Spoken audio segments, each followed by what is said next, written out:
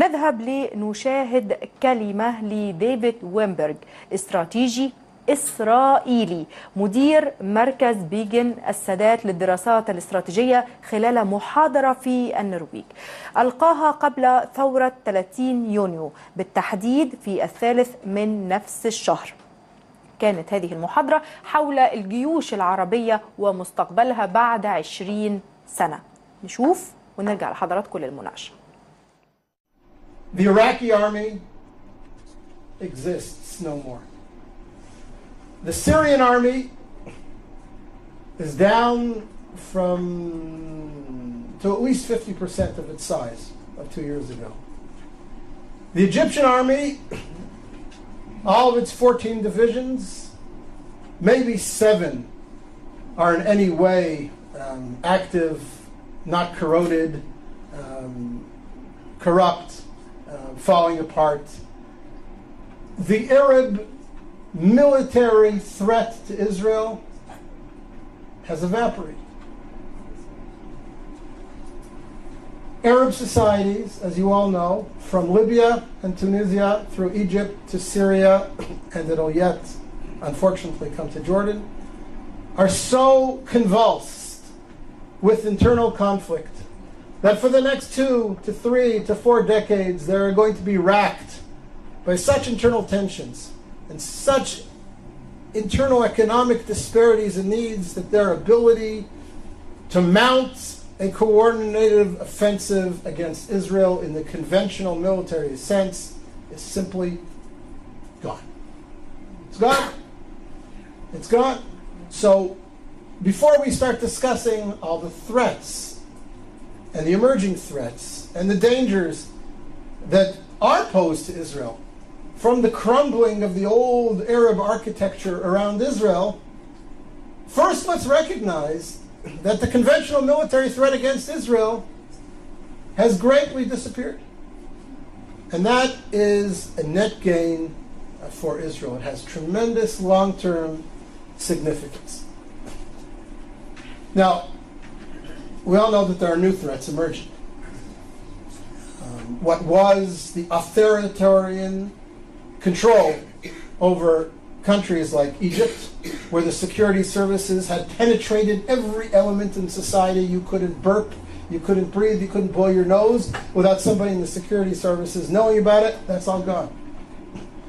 Morsi doesn't have control over the streets of Cairo, never mind the sands of Sinai, and whoever emerges as the leader or one of the leaders in Syria towards the future will never have the same authoritarian control over the country that Assad's mukhabarat, his security services, had. So that creates potential for great conflict. We all know about the threat of weapon stocks, missiles spreading all over, new weapon systems coming into the region, whether it be from Iran or from Russia. All these pose security threats to Israel that Israel will have to deal with in the coming years and perhaps decades.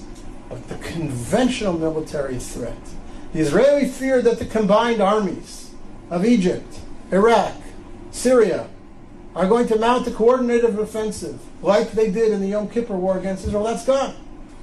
That's gone, thank God, it's gone. And therefore I say to you, again, Israel is winning.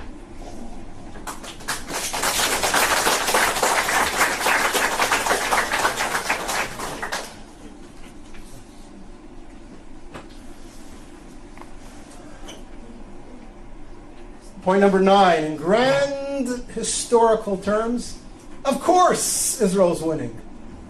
Look at the society that's been created in Israel. Look at the creativity of the Israeli community. Look at the vibrancy of life in Israel. I look at my kids. I have a son-in-law who's a software engineer in Israeli military intelligence. I have a daughter doing her PhD in genetics at the Hebrew University. I have a daughter studying architecture at Ariel University in Samaria.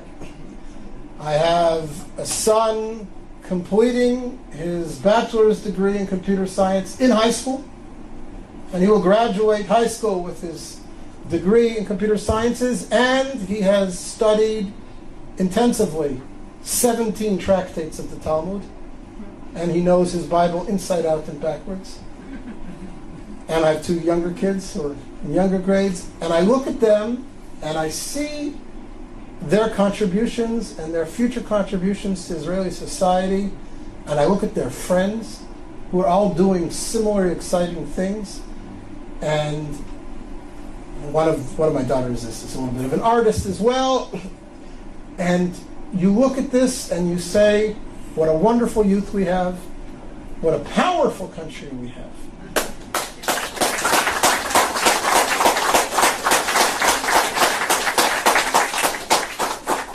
And I don't say this to gloat or to be racist, but it's important for us in terms of perspective to ask, what creative contributions has the Islamic Arab world around us made to the world over the last 100 years? What technologies have been bought by Facebook, Yahoo, Microsoft, and Intel from Saudi Arabia? What's the gross national product of all 40 Arab countries around us put together, leaving oil aside? And again, not because I mean to be denigrating or dismissive of the Arab world, and not because I want to gloat, but because I want to reinforce in our own minds how powerful we are, how vibrant a society, how creative a society Israel has become, how proud we ought to be, how right we are to be able to continue to claim that Israel is an honorable member of the world community and making contributions to that world. It's important for us to remember that we are winning. We have a wonderful country, and it will yet do great things for the Middle East and for the world.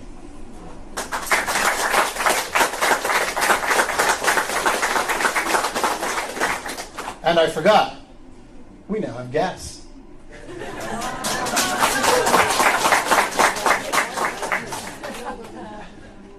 Milk and honey, we're still looking for the honey.